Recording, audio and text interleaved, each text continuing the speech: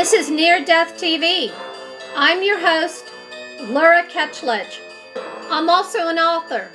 In 1979, I became a near-death experiencer.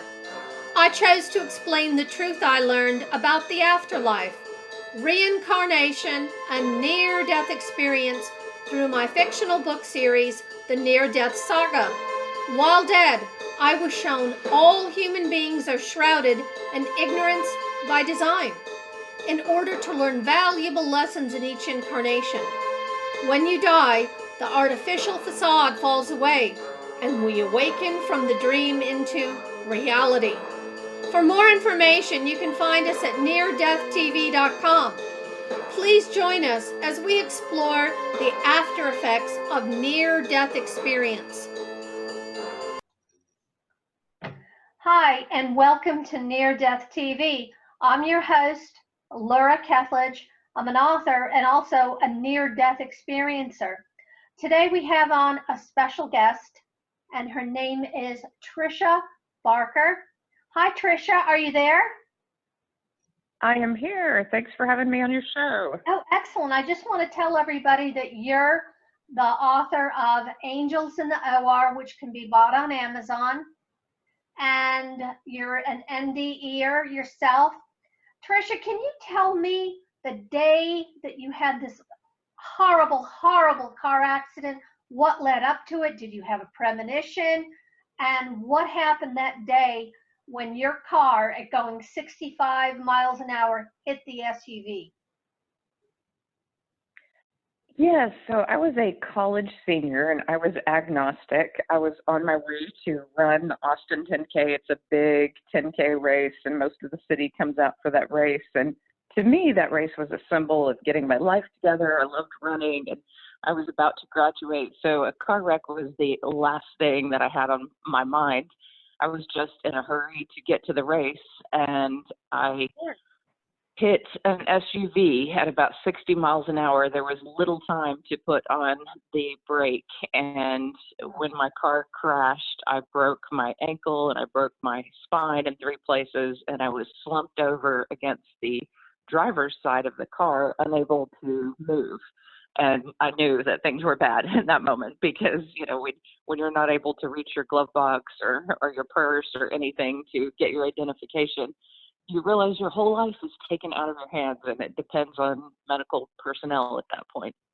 So 1 minute you were having the time of your life as a college student, looking forward to a great race and a wonderful day, and then boom, this SUV hit you from nowhere. Oh my gosh, what happened after that? Yeah, so I had grown up poor and I didn't have health insurance. So when I was taken to the hospital, there was a long wait for a neurosurgeon. And I overheard one of the nurses talking to another nurse and said that one neurosurgeon wasn't going to come in because I didn't have health insurance. And I kind of lost it at that point. I was really angry and I didn't want to be this throwaway person in society. And I felt like as time was ticking on, I was losing feeling in one of my legs. The nurses would come by and touch my toes, and I no longer had feeling in my left leg, which horrified me. I thought perhaps I wouldn't walk. You know, still at this point, death didn't cross my mind. I think living in a wheelchair is what I was battling with those moments in the hospital. And I was very much physically oriented, so there was very little spiritual thought to all of this. I was concerned about my classes at college. I was concerned about my physical body. Tricia. I think the audience needs to know this. You were in a critical car accident. You're in the hospital. You're not getting any urgent care. They're just leaving you like white trash out in the lobby, thinking like that. It's obscene. It wasn't quite in the lobby. No, I had had MRIs and I had had, CAT scans, and they had me strapped onto a board, and they were just waiting for the neurosurgeon because they knew I needed emergency surgery. And yeah. Austin had a lot of college students, and so there was a long wait, for one, because there's a lot of accidents when you have 50,000 students there. But I did overhear one nurse talking to another nurse saying that one doctor passed on me because I didn't have health insurance. And then an off-duty neurosurgeon came by and looked at my chart, and I realized I better talk to her and get her to like me so she'll operate on me. And so, you know, that we had a human connection, and she needed to go home and rest because she'd been on duty for 40 hours, and she needed dinner and a little bit of rest before she performed my surgery, which was going to be very long. And so she came back and did take my case, and I was grateful for that. But I waited in the ER for 17 hours before anyone operated on me. Oh gosh, I'm so sorry. Yeah, no, it is what it is. And when I signed that piece of paper, really, I didn't think that I'd die. You know, that just didn't cross my mind. Although there was one little thing that I read in the form that said 17% chance of death, and I remember chuckling to myself and thinking, that's awfully specific. How do they know it's not 15 or 20? You know? They've been counting up the but I bodies signed the there, form. That's just a little gallows here. You're right. What happened? So you're in the OR. What happened next when you're in the operating room? Well, I went into surgery, and then I don't know how long they had been operating on me, but the next thing I knew is my spirit form left my body, and I was looking down at my body on the operating table, and there was a lot of blood. I remember thinking, wow, okay, my back was open, my hip was open, they were taking bone from the hip. But I have to tell you, I was really excited in those first few moments because all of my college friends were agnostic, and I thought, we really go on. Like, I had this sense of my spirit body as something more real than the physical reality. And I thought, wow, I've been paying so much attention to that physical reality when this is like the scene behind the scene. This is where everything really happens. And I believed I could go back and convince my agnostic friends just in that first moment. But I looked up, and there were angels at the end of the bed. And when I say angels, everybody always wants to know, okay, what do they look like? They were so large. They were like 9 feet tall, and they spoke telepathically with this power in their eyes. And they said, you're going to be fine. You're going to walk. Watch this. And they sent this light through the back of the surgeons and into my body, and I saw my whole spine light up. And I had to chuckle to myself a little bit because I thought those brilliant neurosurgeons didn't realize that they were being assisted by these angelic beings who were so much more intelligent than them. You know? and I thought, wow, you know, there's this healing power on the other side. This intervention was totally a surprise to you, correct?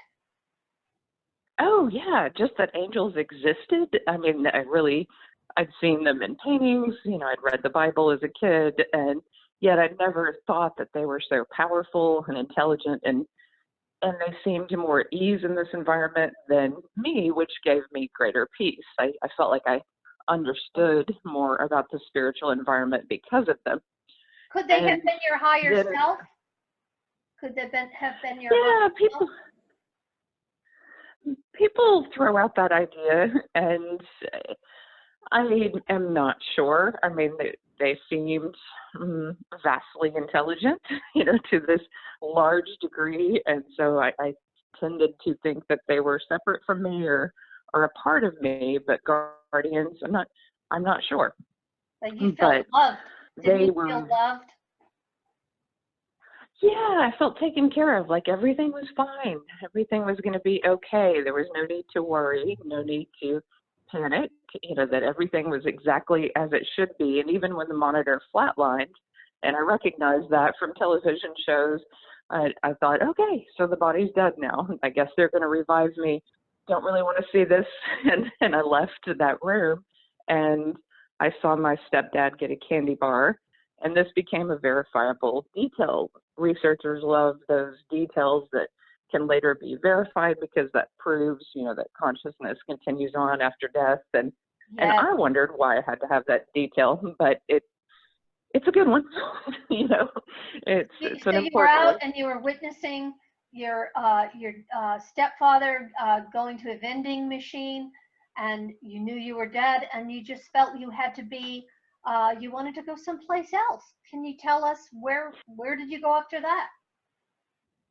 Yeah, so where I went next is I just flew out of the hospital and I was in the night sky, but I feel alone. I felt as if this higher consciousness was already with me, and I call it God, but it was this comforting light that was helping me journey through this realm. And it's hard to put into words what this experience is like, because technically I was only dead a couple of minutes, 2.5 minutes, but I felt like each phase of this was profound and expansive, and my soul was learning at deep levels in ways that we just don't learn very often in the physical form. But what I felt was God coming toward me, and as I entered the night sky, I felt this love for everyone that I'd ever known, even, just someone who gave me a cappuccino at a coffee shop. It was like my soul wanted to say, I love you, have a good life, be well.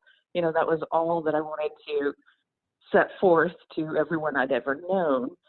And as I entered this kind of cosmos, it looked like, just space or something beautiful. God was even there, and to a greater degree. And I had what is the classic life review. But I was only 22 at the time, so there wasn't a whole lot of life to review. I was basically a good kid. How your actions affected, the ripple effect. Did you feel the ripple effect from your actions? Oh, yeah. And it was as if some things didn't matter and some things mattered more. And I started hearing messages like, remind them to go to nature. I was very tied to nature as a kid. And I saw that was good when I was kind to animals and when I prayed and meditated in nature. And then I saw how, as I got older, the very people who had been judgmental to me and treated me badly, I had in turn internalized that and become judgmental myself. And that was wrong, because I missed out on the beauty of some really amazing people. And at this time I was, 22, and as many young kids are, I was concerned about certain fashions and the way people looked and the cars they drove and, just materialistic things. And I was missing the heart of people. And there was this one couple I worked with, and they were older than me at this restaurant where I worked. And they prayed for me every night because they sensed that I was depressed, and I could care less about them. And I saw that I wasn't even nice to them. I didn't, ask them about their lives or try to be friendly at work. And it really made my soul just want to cry. It was just this moment where I was ashamed of how I'd been and how I missed the most important thing, which is the heart. Who has a good heart? And from that point forward, I knew that I would look into people's hearts. I would care about their hearts. I would not judge them based on outward appearances. And that was a lesson that God wanted me to learn. And also just to be open and friendly, to people and create good environments. So gone for you was the superficial material things, and what transformed was you saw what was truly important, like the good, kind people that were, kind of rooting for you on Team Tricia, and you didn't even know it. I think that is got to be the most pivotal thing for a 22-year-old person.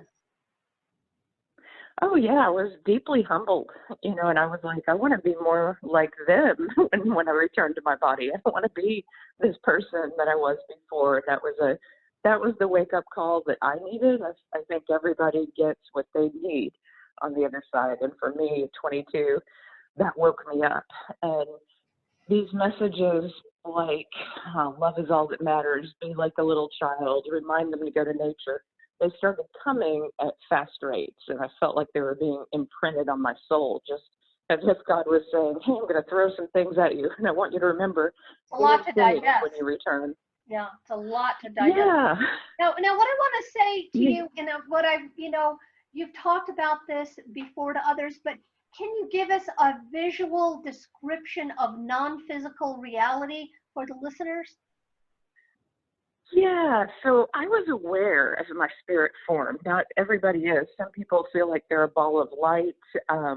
I felt as if I was just the spirit form of myself made of light. So when I traveled fast, through the hospital walls or through the night sky, I wasn't so aware of the body. I was more aware of what people describe like that ball of light. It's like the consciousness of the mind.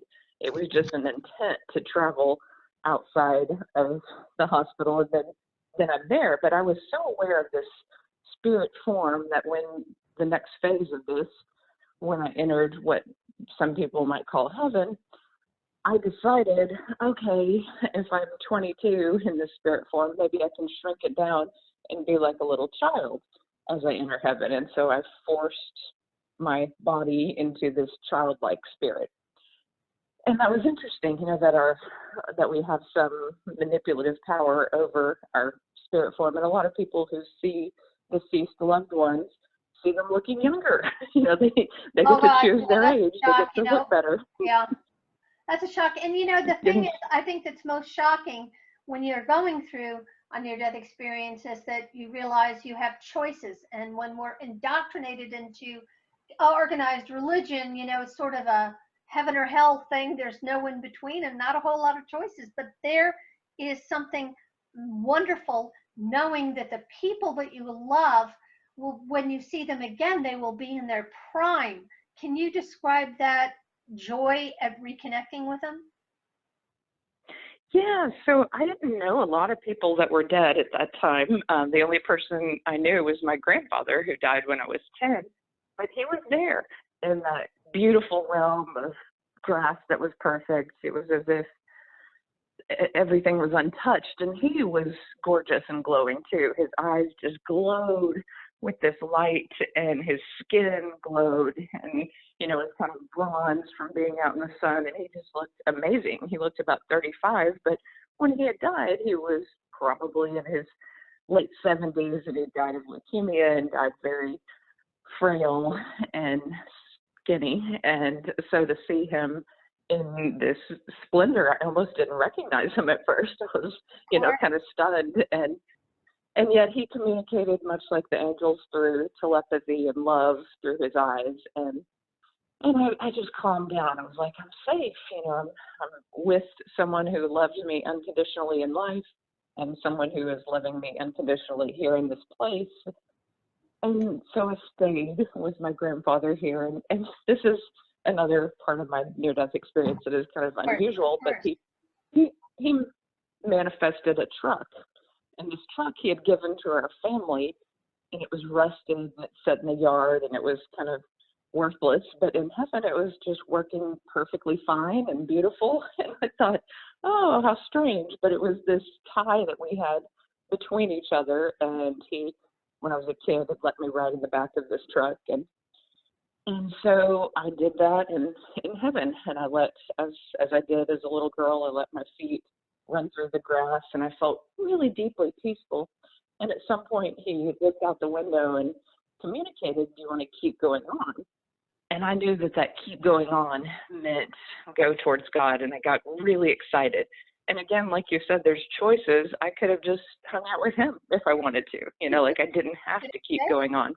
What was your pull back into physical reality? Because I think that, as speaking for myself, I didn't have a whole lot, of thought. I almost tossed away my physical life because I was in the now of my out of body near death experience. So you're there. You get the choice. He's inviting you to stay. What happened?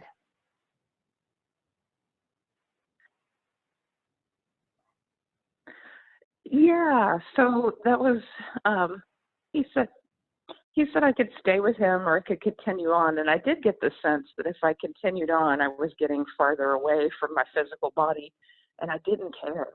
That's the point in all of this where I just kind of left it behind, and I was like, you know what? I'm starting to feel this love that I've never felt before.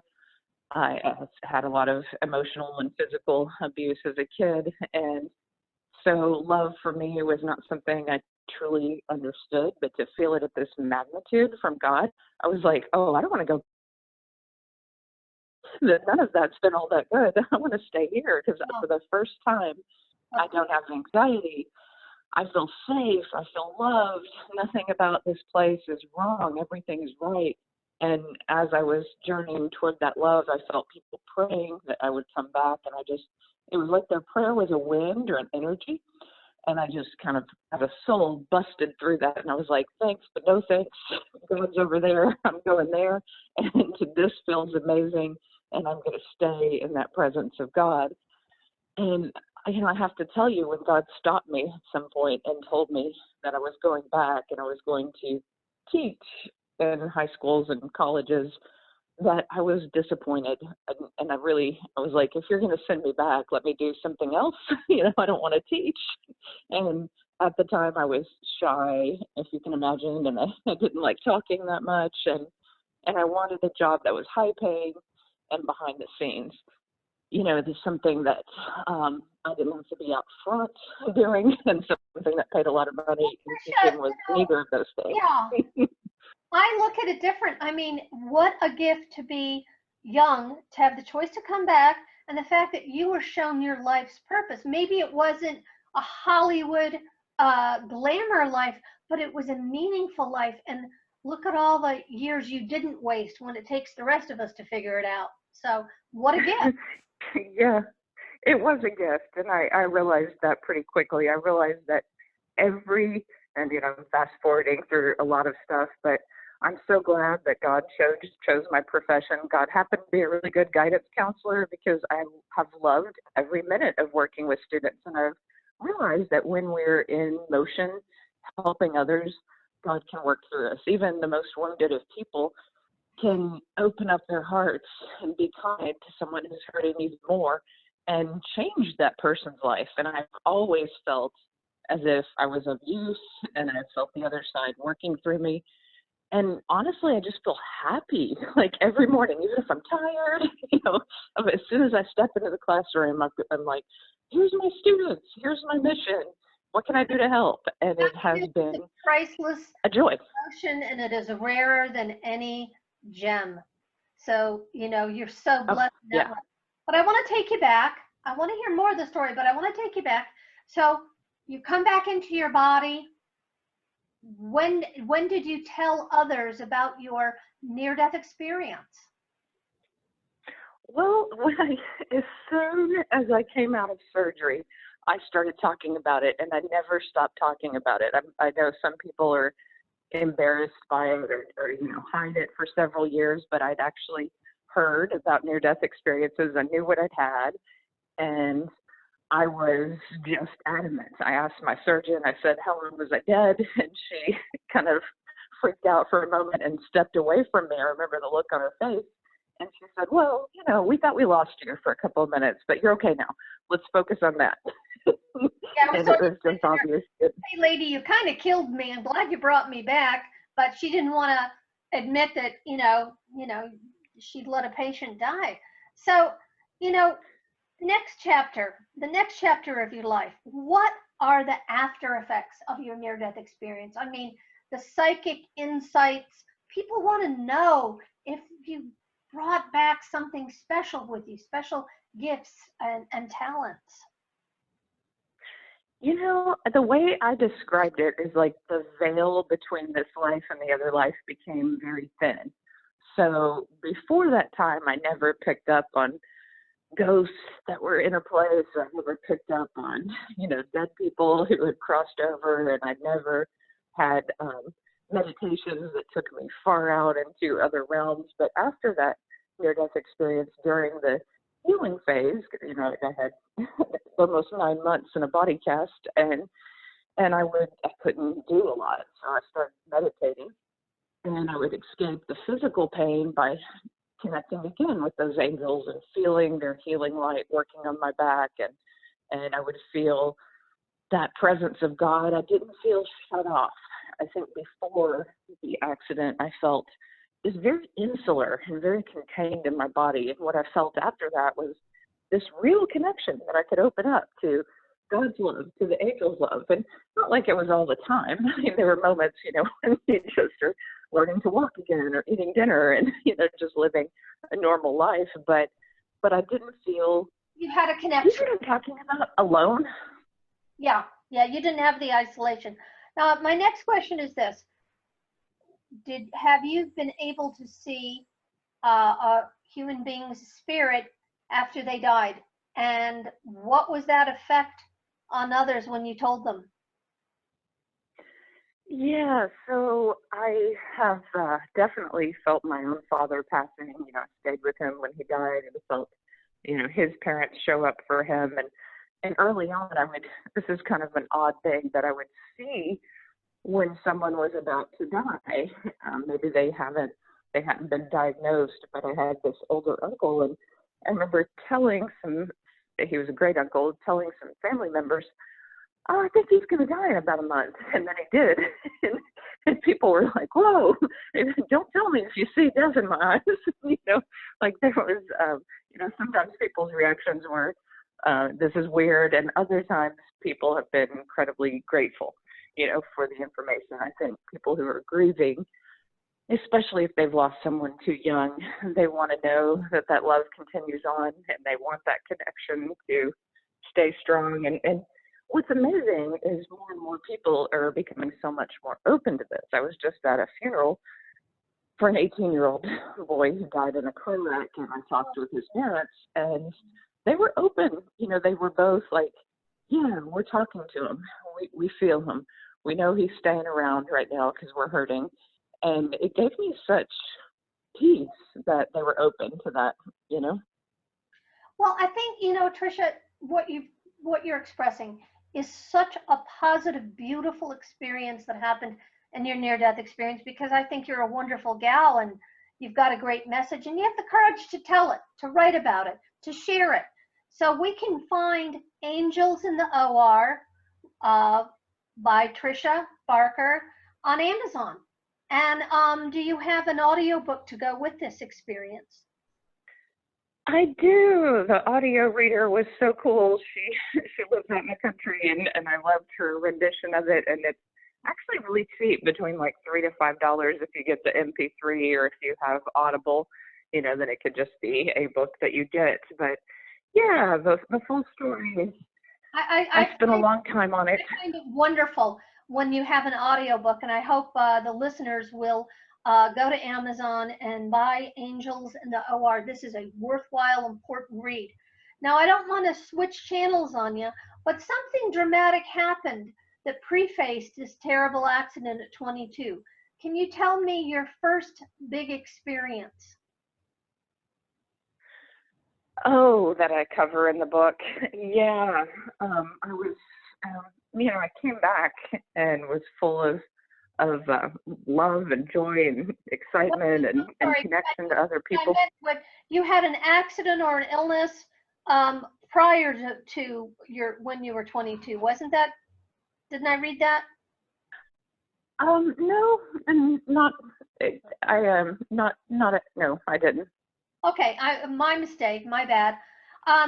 So when you came back and you had this wonderful gift of psychic ability, have you had any ability to astral project during your meditations?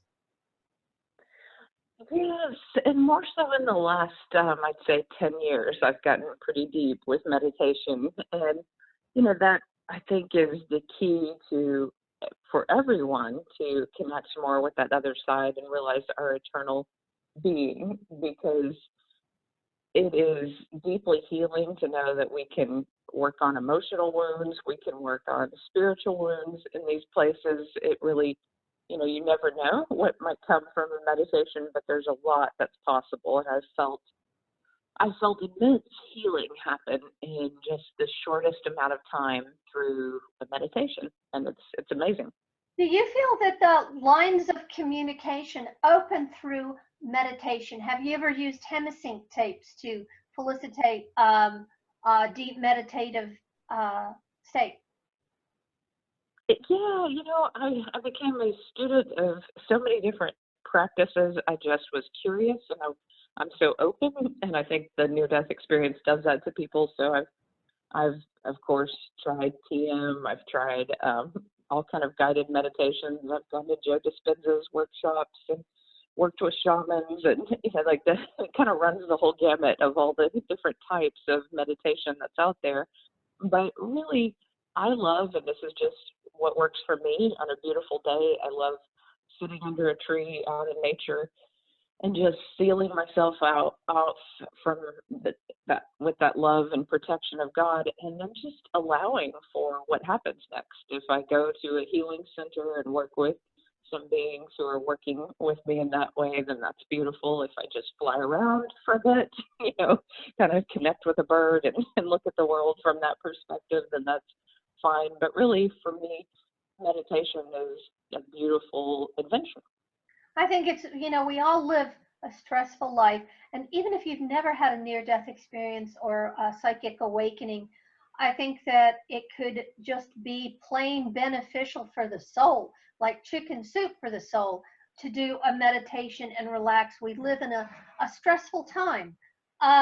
With all these deaths, with the corona epidemic that we're experiencing, it sort of gives you an aha moment that, at any time, something could dramatically happen, and boom, the physical life is over, and it is just the beginning into your transition into the next life. I think that when you've had a near-death experience, some people have said, they have less fear of death, or even some more fear of death. What is your take on that? When your time comes, are you going to be emotionally prepared? Are you going to fear death, or are you just going to say, this is the next chapter? It's interesting because I went through so much physical pain.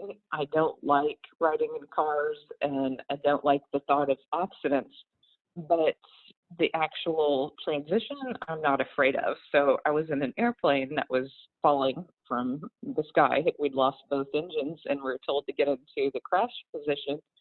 And maybe I felt some of the natural adrenaline that you feel, but other people were crying and screaming. And I grabbed the person's hand next to me and I said, just pray with me here. Like, just be in this space with God. Know that you are loved. Know that if we hit the ground, we're not going to suffer for long, and our spirits are just going to fly up, and it's going to be fine. And he's like, my kids, my life, my wife, and it was just screaming. But I really was in that space of, okay, God, I'm kind of surprised at this. I'm going to die this quickly, but here I am. I'm yours. And that was my reaction. Now, my reaction's a little different to coronavirus because there's so many unknowns. And, a worst case scenario and best case scenario things, and just think, well, how do I walk through this? How do I help other people walk through it? No one wants to physically suffer. That's not fun. So I think that part of any death is, no one can look forward to that. But the release itself doesn't scare me. I think there are better ways to die and worse ways to die, and a quick accident like an airplane is a pretty easy way to die. But suffering and losing one's breath. I've always thought old age and going in your sleep was first on my list, but you don't know. I've been through life-threatening illness and been saved, and sometimes I've wondered for what, but we don't know the whole big picture while we're in physical reality. We will learn it later after our transition. When the first time you saw a ghost or a spirit, someone who is departed, what was your reaction? Were you like wanting to connect with them? Did you feel shock or surprise? Or was it that aha moment that you were bringing back an ability that you had acquired during your near-death experience? That's a really good question. And the first time was a haunting, actually, in graduate school. And I was in the room with a couple other graduate students, and weird things started happening. Computers that were completely shut down started turning on. Phones that were unplugged from the wall were ringing. The cell phones were immediately losing their battery when they're fully charged. And I just stood up and I said, oh, okay, there's a spirit here that wants to be known. and I'm going to send it back to the light. And I just knew that I had to do that. And I opened up this portal of light and I said, hey, it's beautiful. It's really wonderful. Trust me, I've been there. Why don't you go there and just release this attachment to this place? And then the spirit just went away. And I just kind of intuitively did that. I don't know why. It just was like, oh, I have to do this. Reality, Tricia, let's face it. I think, you know, you were given special gifts. You returned with special gifts or insights because there's such an overlap between physical and non-physical reality. Your perception increased. Am I right?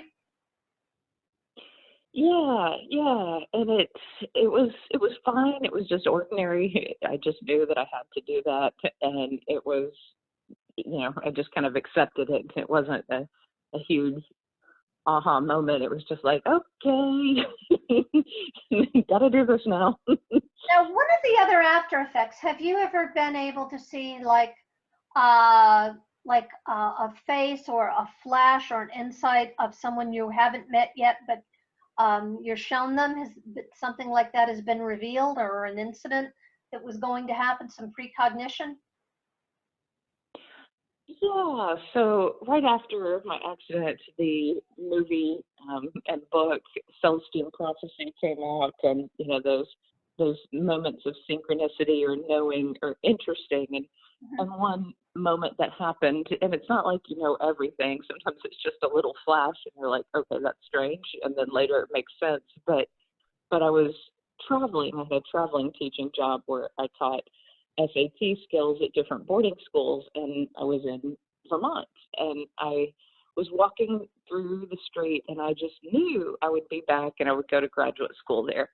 And I thought, oh, that's strange. And then, you know, it was a series of weird events that led me to a low residency program in Vermont, which is really far away from Texas. And kind of, you know, unusual that that's where I would go to graduate school. But that's indeed the program that worked.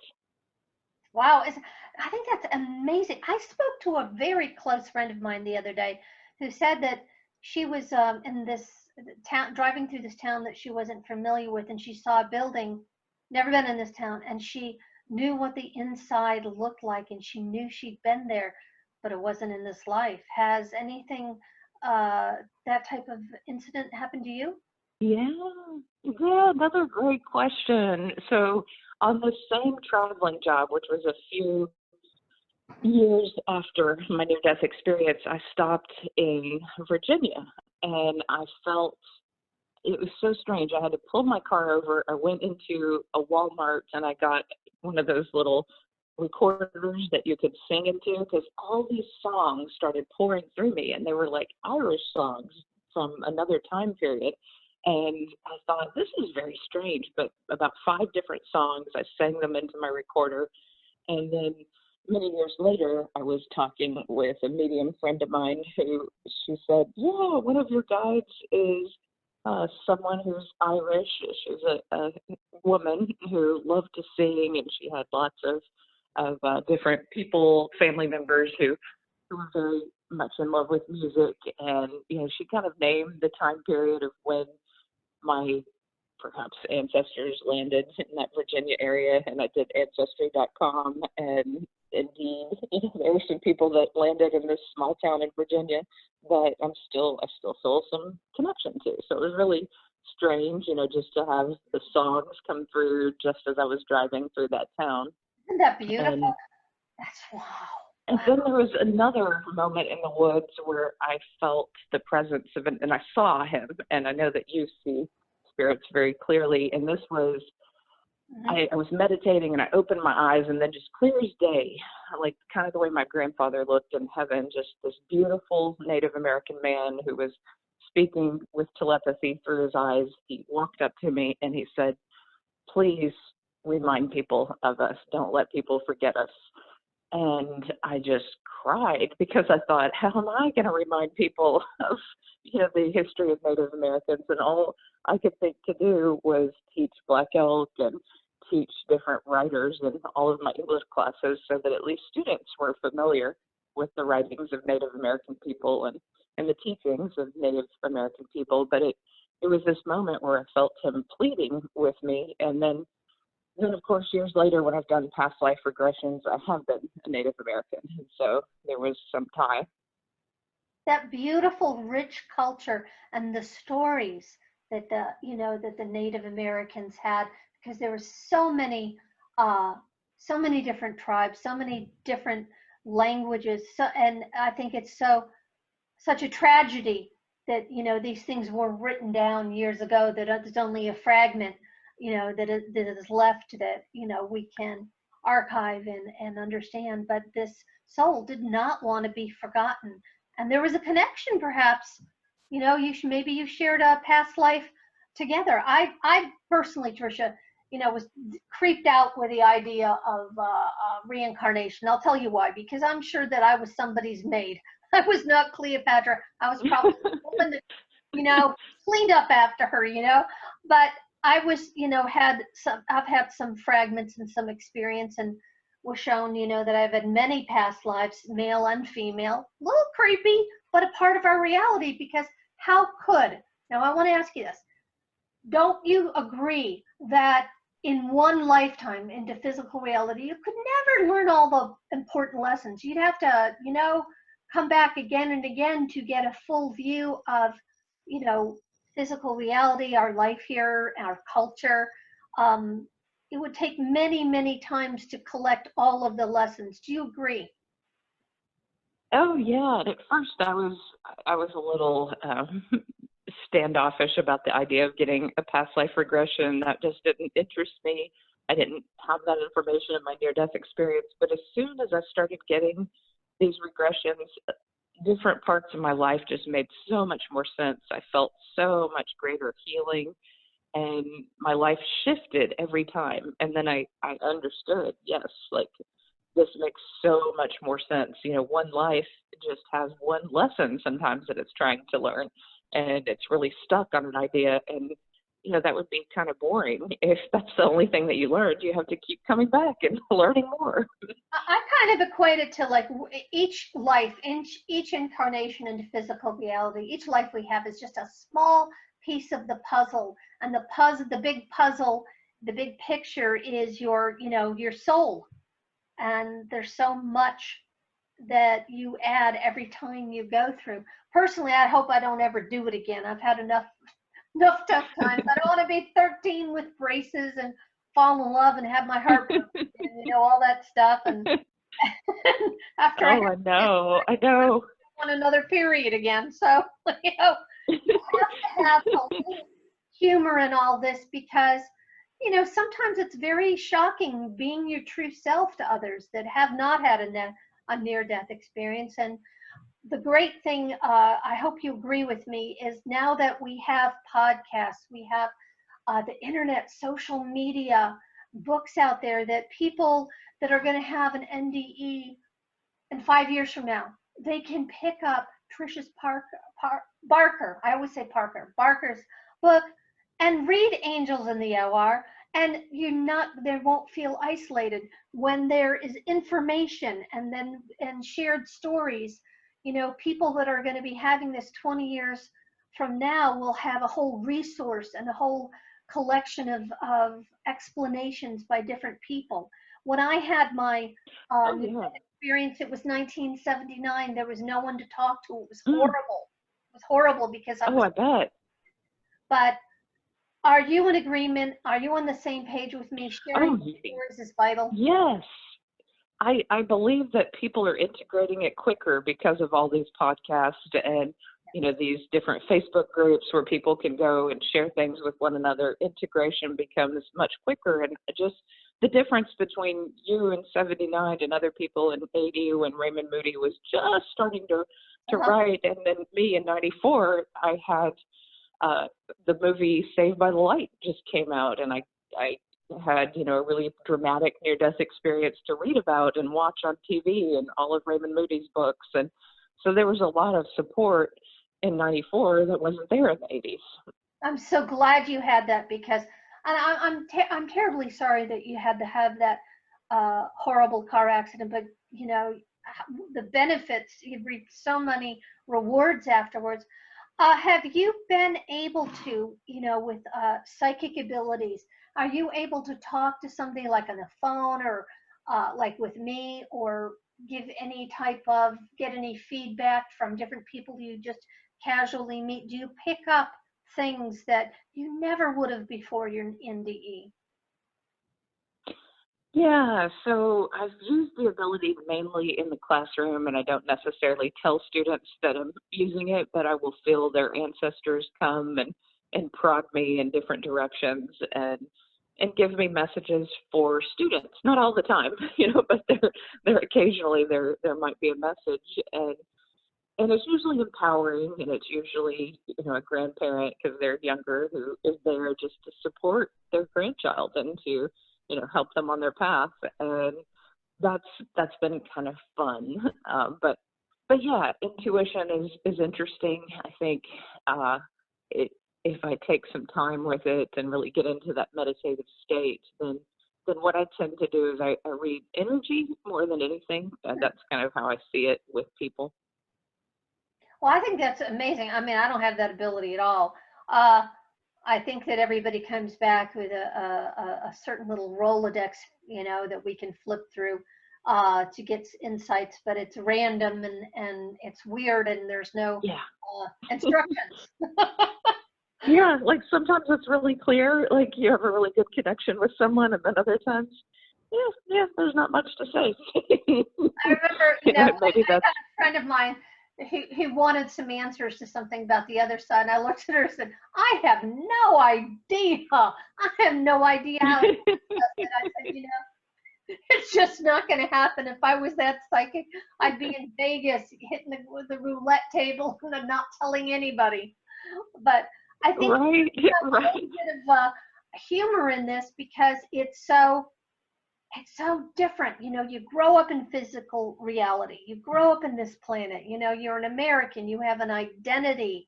You have a culture. You're a female. You're this. You're that. You're Republican, Democrat. You're an artist, or you're a gym teacher. And then when you have the near-death experience and you return to soul, all of those identities, all of those preconceived notions just they're obliterated, and you become soul, and the values that you discover, it's just so different. It's kind of hard to explain. What is the hardest thing that you have had to explain in your books? What did you find the most difficult, because there's just not those words to hit the nail on the head with? Yeah, so many different things were difficult to explain. I think you touched on one about the psychic abilities. Like some people think if you have a near-death experience your whole life, there's just going to be wonderful afterwards, and you're some sort of guru, and you're not human, and and I was like, if people are pretending that, they're pretending, And I'm here to say that I came back. Fakers, yeah.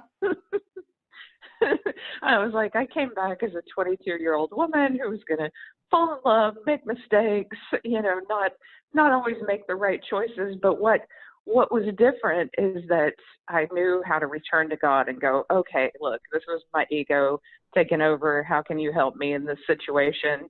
And I knew how to turn my eyes to God in a way that I didn't know before that accident and before that experience. And that I knew that all that is destroyed here on earth or is destruction can be made whole. There is no sorrow on earth that heaven can't heal.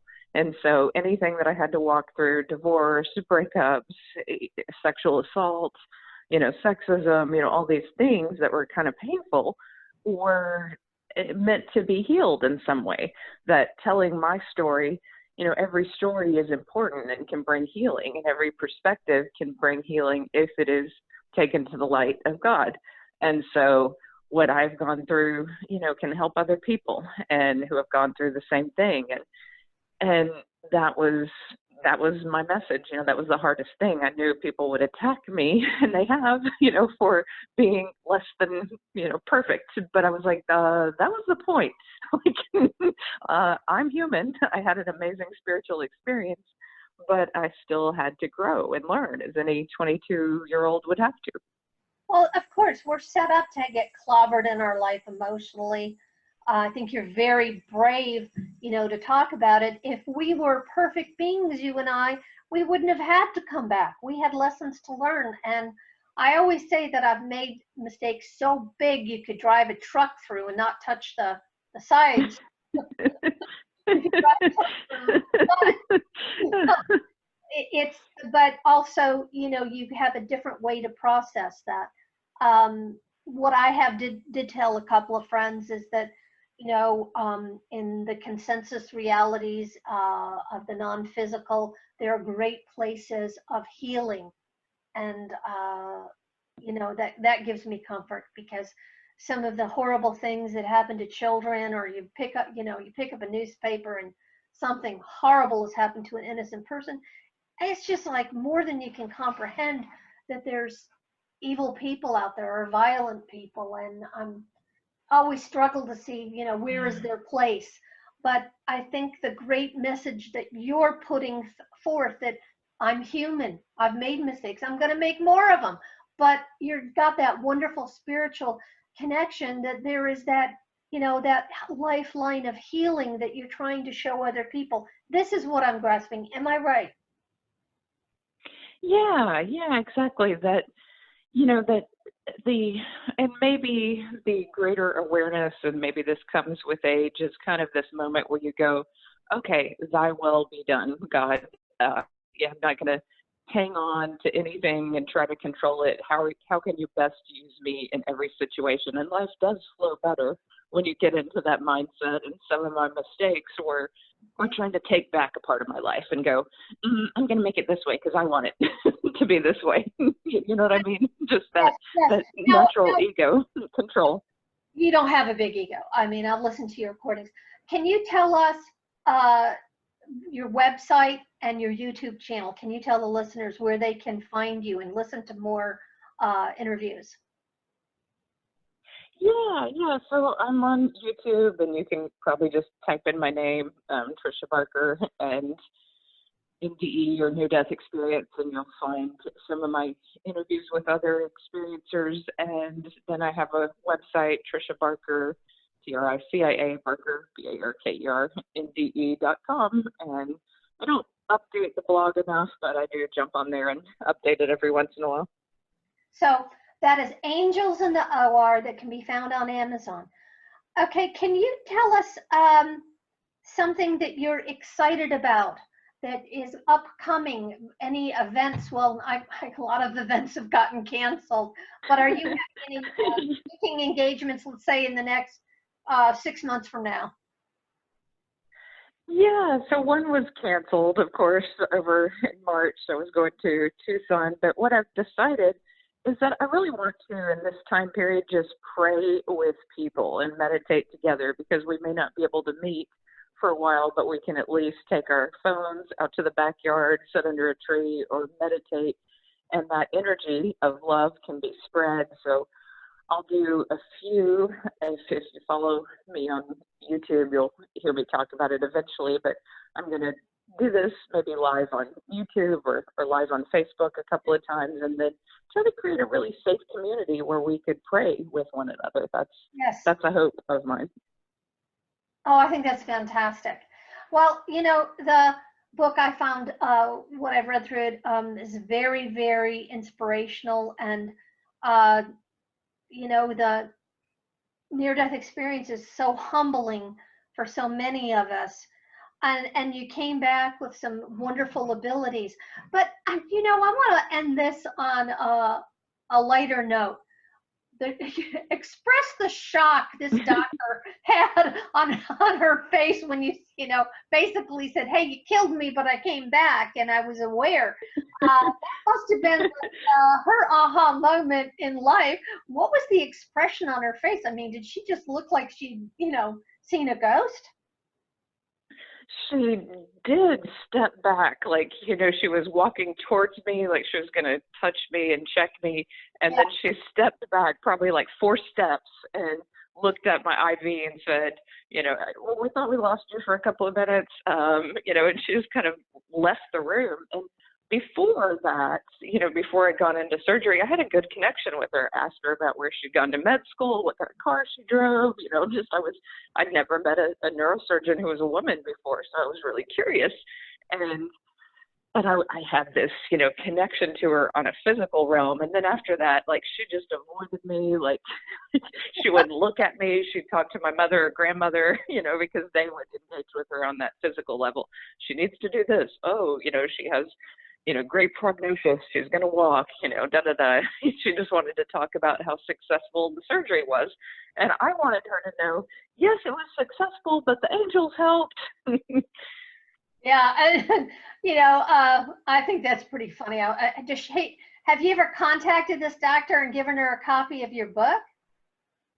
Oh, I tried, and I was interviewed by I Survived Beyond and Back. And here's the really weird thing. 8 years after my accident, and she was a young doctor, she was in her 40s and had 2 kids, she died in a head-on collision. Oh. And I know. And so I feel like someone told me, and I don't know if this is correct or not, but I do feel her love sometimes, but they said, I'm one of the people that she, on the other side, just sends love to, that she appreciates the message. And so, it's how different someone can be in spirit than they were in physical form. She did good work, she saved a lot of people. Well, maybe she didn't acknowledge you because it was like a shock and an embarrassment, and God, I screwed up, I let you die. But in the back of her mind, there was some confirmation, this first person confirmation, she was with you when you died. And perhaps in some very small way or a very big way, it helped her when she made her transition. You don't know. I talk about the ripple effect quite a bit with people. Yeah, it's an odd connection, that she had to die that way, and she saved me. But maybe even if she never told anyone, maybe I was in the back of her mind somewhere. Well, this is a wonderful note to stop recording. I just want to thank Tricia Barker for coming on Near-Death TV. I want you to come again and be a guest, and we'll cover more stuff. Angels in the OR is a must-read, must-listen-to book for all. And would you like to send the listeners a message before we sign off? Oh, I guess in these times, like, it's almost like we've all been sent to our rooms to meditate and pray more. And just know that your energy and your love does help the people around you. So keep sending that love out into the world. Until the next time on Near-Death TV, this is Laura Kethledge, author of the Near-Death Saga. And till the next show. Bye.